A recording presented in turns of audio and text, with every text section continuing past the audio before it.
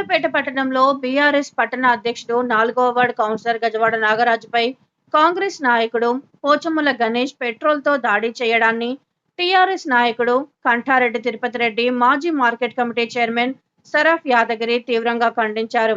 ఈ సందర్భంగా వారు మాట్లాడుతూ, రామాయణంపేట పట్టణంలో ఇంతవరకు ఎప్పుడూ జరగని పరిణామాలు చోటు చేసుకోవడం విచారకరమన్నారు. ఒకరిపై ఒకరు దాడులు చేసుకోవడం, చంపడానికి చూడడం దురదృష్టకరమన్నారు. ఇలాంటి సంఘటనలకు అధికార కాంగ్రెస్ పాల్పడుతుందని, పట్టణ అధ్యక్షుడు గజవాడ నాగరాజుపై కాంగ్రెస్ నాయకుడు పెట్రోల్ పోసి చంపడానికి ప్రయత్నించడం దారుణమన్నారు.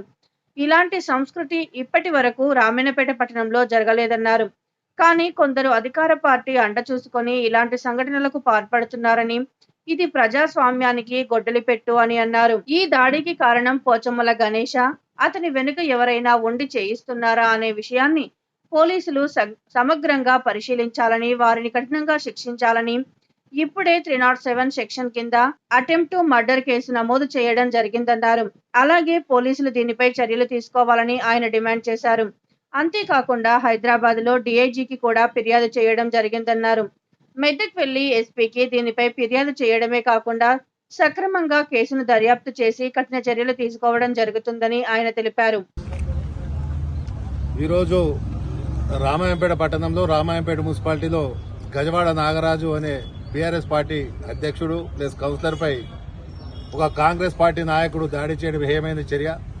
ఇవాళ పరిస్థితి రామాయంపేట పట్టణంలో పీస్ఫుల్ గా ఉన్న రామాయంపేట పట్టణం ఇవాళ కాంగ్రెస్ పార్టీ అధికారంలోకి వచ్చిన తర్వాత కాంగ్రెస్ పార్టీ నాయకులు ఇవాళ రామాయంపేట అరాచకాలు చేసుకుంటూ రామాయంపేట పట్టణంలో ఒక భయభ్రాంతులకు గురి చేస్తా ఉన్నారు.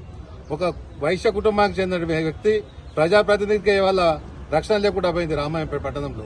ఇవాళ ఎవడైనా మామూలు కార్యకర్తలు కూడా ఇవాళ రోడ్డు మీద తిరిగే వాళ్ళు కూడా కాంగ్రెస్ కాండవా వేసుకొని మేము ఏది చేసినా నడుస్తుంది, మేము ఏది చేసినా అధికార పార్టీలో ఉంటే మేము అడ్డు అదుపు లేకుండా చేయొచ్చు, ఏది అడ్డుకునేటోడు లేడనే సాంప్రదాయం తెరలేపుతా ఉన్నారు. ఈ సాంప్రదాయం మంచిది కాదు. ఇవాళ మేము కాంగ్రెస్ పార్టీ నాయకులు కూడా చెప్తా ఉన్నాం, ఇవాళ బీఆర్ఎస్ పార్టీ ప్రశ్నించే గొంతుకలు ఉన్నది కాబట్టి ఇవాళ మీరు అరాచకాలు సృష్టించి ప్రాణాలను తీయడానికి కూడా వెనకాడడం లేదు. ఇప్పటికైనా మీరు ఈ పద్ధతి మానుకోకపోతే, ఇవాళకైనా మీరు మనసు మార్చుకోకపోతే ఇవాళ కాంగ్రెస్ పార్టీ నాయకులకు కూడా తగిన శస్తి జరుగుతుంది. ఇవాళ ఈ విషయమై పోలీస్ స్టేషన్ లో కూడా కంప్లైంట్ ఇవ్వడం జరిగింది. పెద్దల సమక్షంలో రమ్మని చెప్పి ఇలా బీఆర్ఎస్ పార్టీ అధ్యక్షుడు ఒక ప్రజాప్రతినిధి పెద్దల సమక్షంలో మాట్లాడుకుందామని చెప్పి పెట్రోల్ పోసి అతను చంపడానికి ప్రయత్నించడం చాలా శోచనీయం. ఇలా రామంపేట పట్టణ ప్రజలు, రామాయంపేట పట్టణంలో విజ్ఞానులు, మేధావులు, వైశ్య సంఘాలు, అన్ని సంఘాల ప్రజలు కూడా ఇవాళ దీన్ని ఖండిస్తా ఉన్నాయి. ఇవాళ మేము పార్టీ పక్షాన బీఆర్ఎస్ పార్టీ పక్షాన తీవ్రంగా ఖండిస్తున్నాం. ప్రతి ఒక్కరూ రామాయంపేట పట్టణంలో ఉన్న ప్రజలు కూడా దీన్ని వ్యతిరేకించాలి. ఇవాళ పోలీస్ స్టేషన్ లో 307 కేసు బుక్ అయింది. దీని మీద ఇక ముందు ఇలాంటి చర్యలు జరగకుండా ఆల్రెడీ ఎస్పీ గారికి కూడా కంప్లైంట్ చేయడం జరుగుతూ ఉన్నది.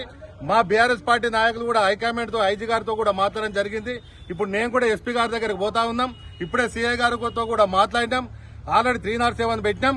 307 తప్పకుండా రిమైండ్ చేస్తామని చెప్తా ఉన్నారు. ఇవాళ పోలీసులు కూడా నిష్పక్షపాతంగా దీని కేసును దర్యాప్తు చేసి ఇవాళ అంతకునికి శిక్ష పడకపోతే ఇవాళ ఏదైతే ఈ దాడికి పాల్పడడం వాళ్ళకి శిక్ష పడినట్టయితే రాబోయే రోజులలో రామాయంపేట పట్టణం పీస్ఫుల్ గా ఉంటుందని చెప్పి తెలియజేసుకుంటూ ఇవాళ రామాయంపేట పట్టణ ప్రజలందరూ కూడా దీన్ని ముక్త కందంతో ఖండిస్తున్నారని చెప్పి తెలియజేసుకుంటాం.